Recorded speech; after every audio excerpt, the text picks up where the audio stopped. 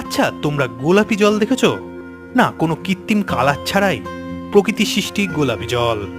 অস্ট্রেলিয়ার পশ্চিম উপকূলে অবস্থিত একটি হ্রদ। হ্যাঁ, এই হ্রদের জল সম্পূর্ণ গোলাপি। জাহাজে চড়ে যাওয়ার সময় অনেকেই দেখেছো সমুদ্রের জল কোথাও নীল বা সবুজ লাগে, কিন্তু সেটিকে কোনো পাত্রে সংগ্রহ করলে বর্ণহীন হয়ে যায়। কিন্তু এই হ্রদের ক্ষেত্রে তা একেবারেই নয়। এর জল তুলে কোনো পাত্রে সংগ্রহ করলেও গোলাপি থেকে যায়।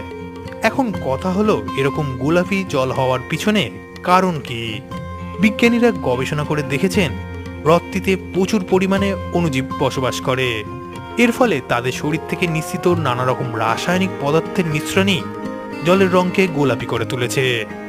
এরোপ্লেন থেকে এই হ্রদটিকে দেখতে অসাধারণ সুন্দর লাগে, তবে এটি পরীক্ষামূলক কারণে সাধারণ পর্যটকদের যাওয়া নিষিদ্ধ করেছে অস্ট্রেলিয়ান সরকার।